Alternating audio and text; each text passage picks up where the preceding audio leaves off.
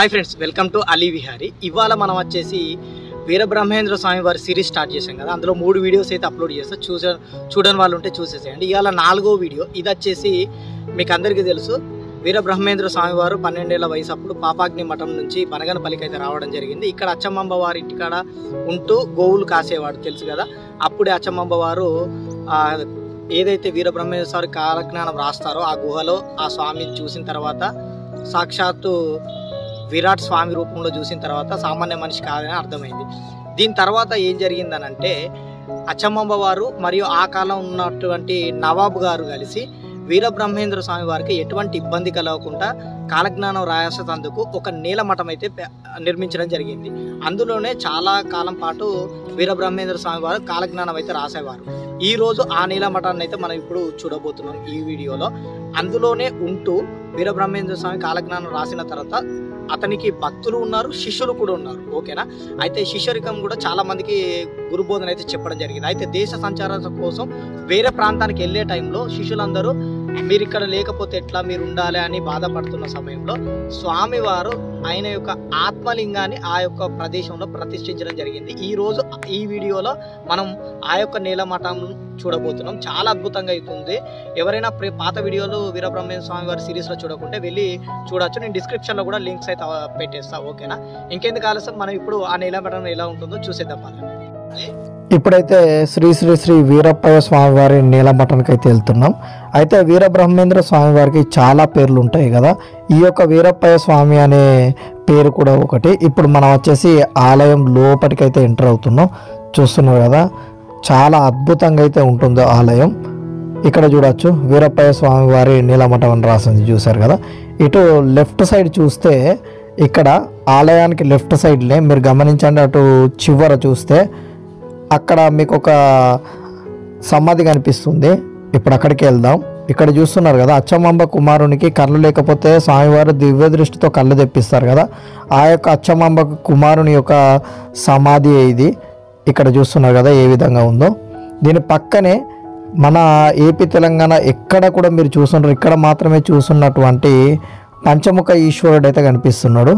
నాకు తెలిసి ఎక్కడ అయితే చూసుండ్రు. ఇక్కడ చూసి మనం వీరబ్రహ్మేంద్ర స్వామి వారి ప్రథమ శిష్యుడైన అన్నాజయ వారి జీవ సమాధికి అయితే మనం వెళ్తున్నాం. చూస్తున్నారు కదా, ఇది టెంపుల్ లెఫ్ట్ సైడ్లో అయితే ఉంటుంది. పంచముఖ ఈశ్వరుని పక్కకే అయితే ఇక్కడ కిందికి వస్తే మీకు ఇక్కడ కనిపిస్తుంది. ఎదురుగా చూస్తున్నారు కదా అన్నాజయ వారి జీవ సమాధి. ఇక్కడనే వారు జీవ సమాధి అయితే అవ్వడం జరిగింది. ఓకేనా. చాలా అంటే చాలా అద్భుతంగా ఉంటుంది ఈ ఆలయం. మరియు వీరబ్రహ్మేంద్ర స్వామి వారి సిరీస్ అయితే నేను మొదలుపెట్టా ఇంతకుముందు చెప్పినట్టు. వీడియోస్ మాత్రం చాలా అద్భుతంగా వచ్చాయి. ఎవరైనా చూడని వాళ్ళు ఉంటే తప్పకుండా సిరీస్ అయితే మొత్తం చూడండి. ఇక్కడ చూడొచ్చు అన్నాజయ గారి జీవ సమాధానం రాసుని చూస్తున్నారు కదా. ఓకేనా.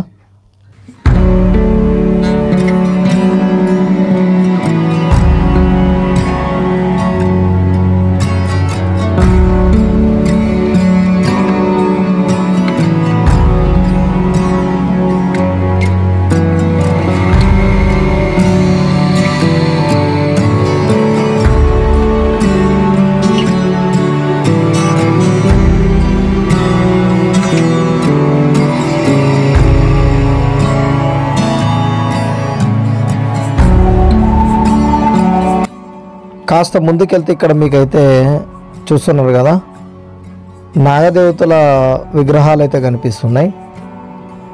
చూడొచ్చు ఏ విధంగా ఉన్నాయో.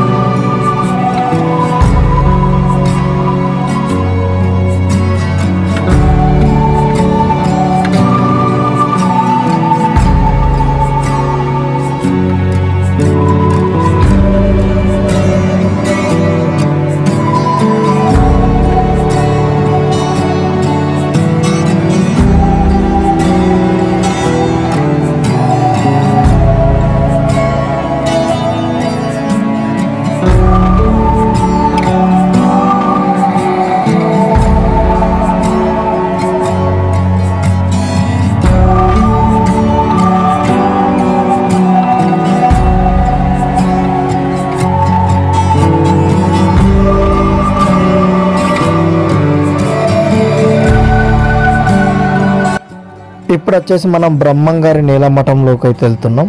ఇక్కడ గమనిస్తే ఎదురుగా ఉన్న ఏదైతే సూర్యకిరణాలు ఉంటాయో సూర్యుడు వచ్చినప్పుడు డైరెక్ట్గా ఆత్మలింగంపై పడతట్టయితే ఈ ఆలయాన్ని నిర్మించడం జరిగింది. చూడొచ్చు బ్రహ్మంగారు కాలజ్ఞానం రాస్తున్నట్టు. దాదాపు 21 ఏళ్ల పాటు ఇక్కడనే కాలజ్ఞానం అయితే రాయడం జరిగింది. నేను చెప్పాను కదా, ఇక్కడ కింద చూస్తుంటే మొత్తం టైల్స్ తోటి అయితే కొత్తగా కనిపిస్తుంది చూడండి.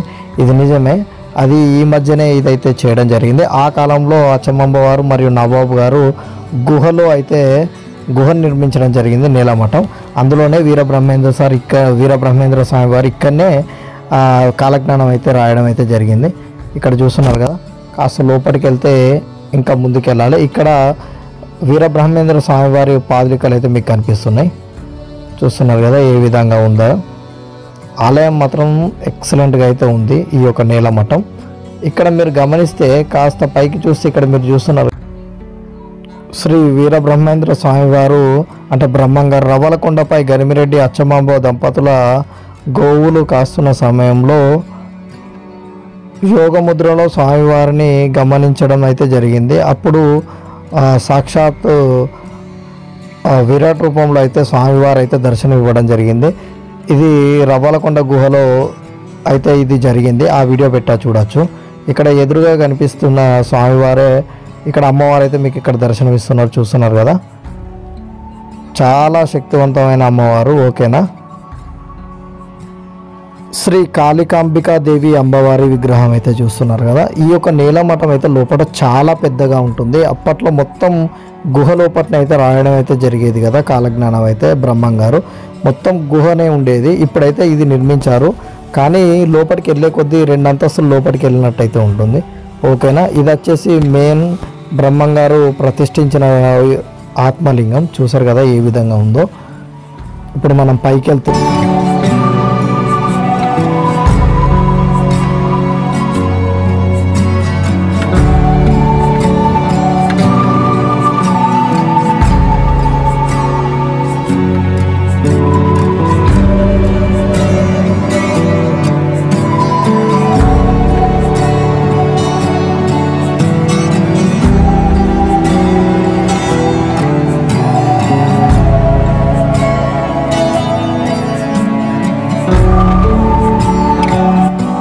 బయటికి రాగానే ఇక్కడ లెఫ్ట్ సైడ్లో అయితే చెట్టు దగ్గర అయితే ఇక్కడ మీరు చూస్తే నాగదేవతల విగ్రహాలు అయితే కనిపిస్తాయి.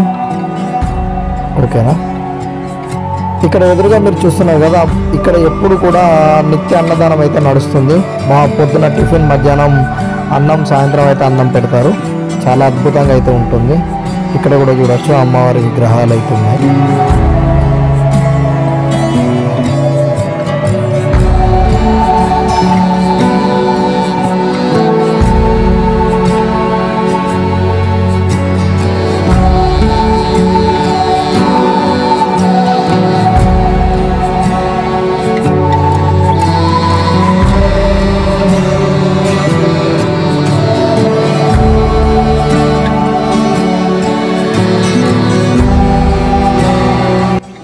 హోప్ నాకు తెలిసి మీకైతే ఈ వీడియో నచ్చి ఉంటుంది. ఓకేనా, నచ్చితే లైక్, షేర్ అండ్ సబ్స్క్రైబ్ చేసుకోవడం మాత్రం మర్చిపోకండి. ఇలాంటి ఇంట్రెస్టింగ్ వీడియోస్ కావాలంటే నా ఛానల్ అయితే సబ్స్క్రైబ్ చేసుకొని నోటిఫికేషన్ బెల్ ఐకాన్ అయితే ప్రెస్ చేయండి. అప్పుడైతే మీకు నోటిఫికేషన్ అయితే వస్తున్నాయి. ఓకేనా, ఇప్పుడైతే మేము టిఫిన్ చేయడానికి అయితే వెళ్తున్నాం. Okay, thanks for watching friends. ఇలాంటి ఇంట్రెస్టింగ్ వీడియోస్ అయితే మీకు ఎప్పటికప్పుడు వస్తూనే ఉంటాయి. Okay, keep watching Ali Vihari.